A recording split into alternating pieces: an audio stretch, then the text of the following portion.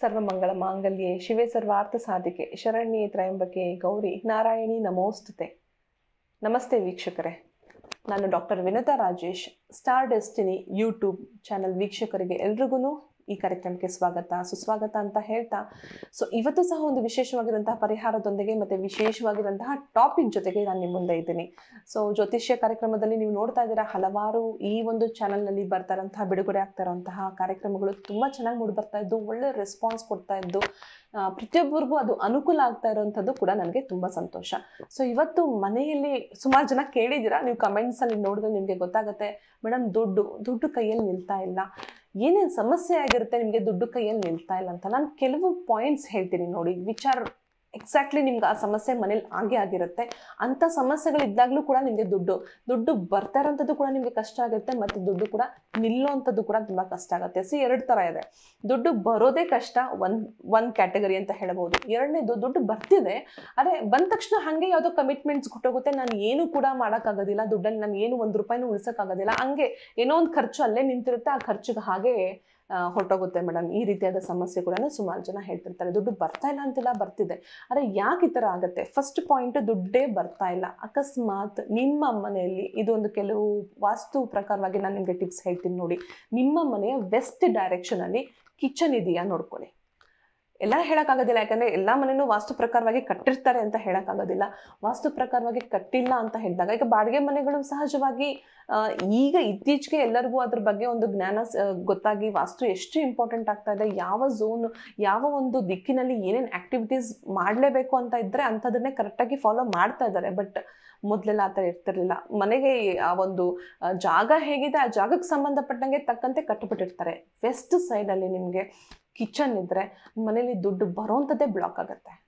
ಯಾಕೆ ಆ ಥರ ಬ್ಲಾಕ್ ಆಗುತ್ತೆ? ಫಸ್ಟ್ ಆಫ್ ಆಲ್, ನೀವು ಆ ವೆಸ್ಟ್ ಸೈಡ್ ಅಂದರೆ ಪಶ್ಚಿಮ ದುಡ್ಡು ಗೇನ್ಸ್ಗೆ ಕಾರಕವಾಗಿರುವಂತಹ ಒಂದು ಝೋನ್ ಅಥವಾ ಒಂದು ದಿಕ್ಕು ಅಂತ ಹೇಳ್ಬೋದು. ಅಂದರೆ ದುಡ್ಡು ಸಂಪಾದನೆಗೆ ಕಾರಕವಾಗಿರುವಂಥದ್ದು. ಸಂಪಾದನೆಗೆ ಕಾರಕವಾಗಿರುವಂಥದ್ರಲ್ಲಿ ನೀವು ಸ್ಟವ್ ಅದೆಲ್ಲ ಇಟ್ಟು ಬರ್ನ್ ಮಾಡ್ತಾ ಇದ್ರೆ, ಅಂದರೆ ಸುಡ್ತಾ ಇದ್ರೆ, ಎಲ್ಲಿಂದ ದುಡ್ಡು ಬರುತ್ತೆ ಹೇಳಿ?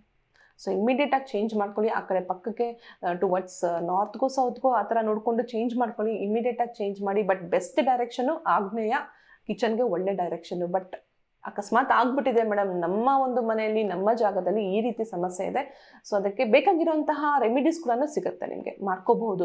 ಏನು ರೆಮಿಡೀಸ್ ಮಾಡ್ಕೋಬಹುದು ನೀವು ಖಂಡಿತ ಕಾಲ್ ಮಾಡಿ ಕೇಳ್ಕೊಳ್ಳಿ. ನಿಮ್ಮ ಇಲ್ಲಿ ಸ್ಕ್ರಾಲ್ ಆಗ್ತಿರೋಂಥ ನಂಬರ್ಗೆ ನೀವು ಪರ್ಸನಲ್ ಕನ್ಸಲ್ಟೇಷನ್ ಮುಖಾಂತರ ಕಾಲ್ ಮಾಡಿ ಅಪಾಯಿಂಟ್ಮೆಂಟ್ಗೋಸ್ಕರ ನಮ್ಮ ಆಫೀಸ್ ಸ್ಟಾಫ್ ನಿಮಗೆ ತಿಳಿಸ್ಕೊಡ್ತಾರೆ ಯಾವ ರೀತಿ ಅಪಾಯಿಂಟ್ಮೆಂಟ್ ತೊಗೋಬೋದು, ಹೇಗಿದೆ ನಿಮ್ಮ ಮನೆ ಡೈರೆಕ್ಷನ್, ಮತ್ತು ಏನು ಅದಕ್ಕೆ ಸೂಕ್ತವಾಗಿರುವಂತಹ ರೆಮಿಡೀಸ್. ನಾನು ರೆಮಿಡೀಸ್ ನಿಮಗೆ ಹೇಳಕ್ಕೆ ಆಗೋದಿಲ್ಲ, ಯಾಕೆಂದರೆ ಯಾವ ರೀತಿಯಲ್ಲಿದೆ ನಿಮ್ಮ ಮನೆ ಡೈರೆಕ್ಷನ್ ಗೊತ್ತಿಲ್ಲ ಅಲ್ವಾ. ಈಗ ಇನ್ಫ್ಲುಯೆನ್ಸ್ ಹೇಗಿದೆ, ರಿಯಲ್ ಆಗಿ ನಿಮಗೆ ವೆಸ್ಟ್ ಡೈರೆಕ್ಷನಲ್ಲಿ ನಿಮ್ಗೆ ಅದು ಎಫೆಕ್ಟ್ ಎಷ್ಟು ಆಗ್ತಾ ಇದೆ, ಎಷ್ಟು ಪರ್ಸೆಂಟೇಜಲ್ಲಿ ನಿಮ್ಗೆ ಎಫೆಕ್ಟ್ ಆಗ್ತಿದೆ ಗೊತ್ತಾಗಲ್ಲ. ಹಾಗಾಗಿ ನೀವು ಕಾಲ್ ಮಾಡಿ ಕನ್ಸಲ್ಟೇಷನ್ ಮುಖಾಂತರ ತಗೊಳ್ಳಿ, ನಮ್ಮ ಸ್ಟಾಫ್ ನಿಮಗೆ ಗೈಡ್ ಮಾಡ್ತಾರೆ.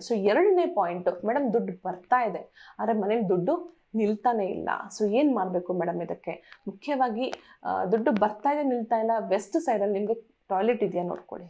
ಸೇಮ್ ಎಗೇನ್ ನಾನು ಪಶ್ಚಿಮದ ಬಗ್ಗೆನೇ ಮಾತಾಡ್ತಾ ಇದ್ದೀನಿ. ಯಾಕೆ ಇವತ್ತು ನಾನು ಮಾತಾಡ್ತಿರೋಂತಹ ಟಾಪಿಕ್ಗೆ ದುಡ್ಡಿನ ಬಗ್ಗೆ.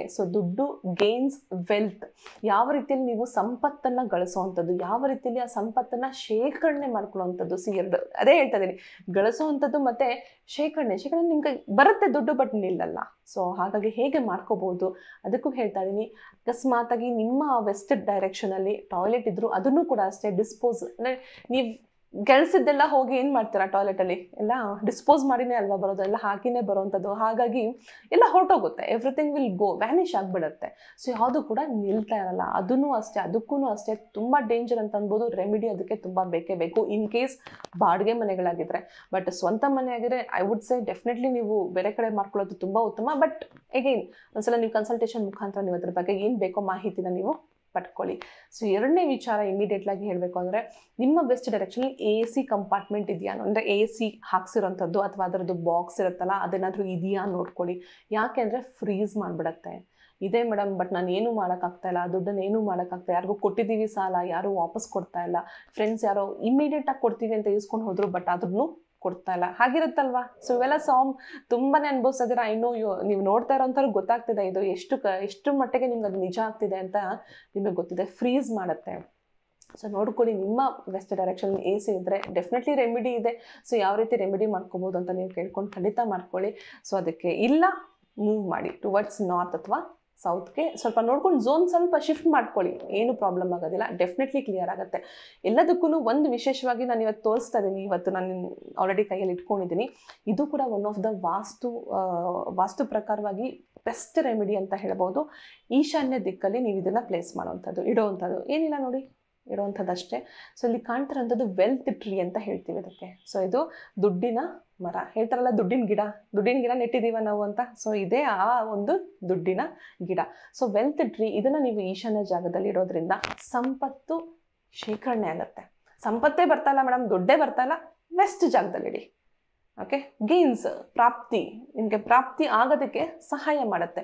ನೋಡಿ, ಪ್ರತಿಯೊಂದು ಈ ಡೈರೆಕ್ಷನ್ಸ್ ಇರ್ಬೋದು, ಈ ಆಸ್ಟ್ರಾಲಜಿ ಜ್ಯೋತಿಷ್ಯಗಳ ವಿಚಾರ ಇರ್ಬೋದು, ಪ್ರತಿಯೊಂದು ಕೂಡ ನಮ್ಮ ಹಿರಿಯರು, ನಮ್ಮ ಆ್ಯನ್ಸಿಸ್ಟರ್ಸು ಮತ್ತು ಸಾಧು ಸಂತರು ಇದನ್ನೆಲ್ಲ ಕ್ರಿಯೇಟ್ ಮಾಡಿರುವಂತಹ ಗ್ರೇಟ್ ಸೇಯಿಂಗ್ಸ್ ಯಾರಿದ್ದಾರೆ, ಇದನ್ನೆಲ್ಲ ಮಾಡಿರುವಂಥದ್ದು ಸುಮ್ಮನೆ ಮಾಡಿಲ್ಲ. ಪ್ರತಿಯೊಂದಕ್ಕೂ ರೀಸನ್ ಇದೆ. ಬಟ್ ಏನಂದರೆ ನಾವು ಕರೆಕ್ಟ್ ಮೆಥಡ್ ಏನು ಅಂತ ತಿಳ್ಕೊಂಡು ಮಾಡಿದಾಗ ಮಾತ್ರ ನಿಮಗೆ ಆ ಪ್ರಾಪ್ತವಾಗುತ್ತೆ, ಇಲ್ಲಾಂದರೆ ಅದು ಪ್ರಾಪ್ತಿ ಆಗೋದಿಲ್ಲ. ಸೊ ಅಷ್ಟೇ ಡಿಫ್ರೆನ್ಸ್. ಏನಂದರೆ ನಾವು ಎಲ್ಲೆಲ್ಲೋ ಇಡ್ತೀವಿ, ಇರುತ್ತೆ, ಎಷ್ಟೋ ಜನ ಮನೇಲಿ ತೊಗೊಂಡಿರ್ತಾರೆ, ಏನೋ ಗಿಡ ಅಂತೆ, ದುಡ್ಡಿನ ಗಿಡ ಅಂತೆ ತೊಗೋಬೇಕಂತೆ, ಎಲ್ಲೋ ಯಾವುದೋ ಒಂದು ಝೋನಲ್ಲಿ ತೊಗೊಂಡೋಗಿ ಶೋಕೇಸಲ್ಲಿ ಇಟ್ಟಿರ್ತೀರ ನೀವು. ಬಟ್ ಪ್ರಾಪರ್ ಝೋನಲ್ಲಿ ಇಟ್ಟಾಗ ಮಾತ್ರ ನಿಮಗೆ ಆ ಪ್ರಾಪರ್ ರೆಮಿಡಿ ಆಗುತ್ತೆ, ಮತ್ತು ಪ್ರಾಪರ್ ನಿಮಗೆ ಅದರದ್ದು ಗೇನ್ಸ್ ಕೂಡ ಸಿಗುತ್ತೆ.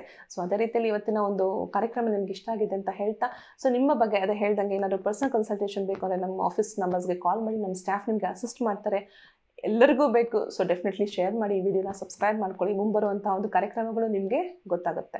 ಸೊ ಹೇಳ್ತಾ ಇವತ್ತಿನ ಒಂದು ಕಾರ್ಯಕ್ರಮ ಮುಗಿಸೋಣ. ಎಲ್ರಿಗೂ ಸುಖ, ಶಾಂತಿ, ನೆಮ್ಮದಿ, ಐಶ್ವರ್ಯ ಹಾಗೂ ಆರೋಗ್ಯ ಸದಾಕಾಲ ಮಹಾಲಕ್ಷ್ಮಿ ನಿಮ್ಮನ್ನು ಕಾಪಾಡ್ತಾ ಇರಲಿ, ಆ ಕಟಾಕ್ಷ ನಿಮಗೆ ಆಗಲಿ ಅಂತ ನಾನು ಕೂಡ ದೇವರಲ್ಲಿ ಪ್ರಾರ್ಥನೆ ಮಾಡ್ತೀನಿ. ಮುಗಿಸೋಂಥ ಸಮಯ ಕಾರ್ಯಕ್ರಮ.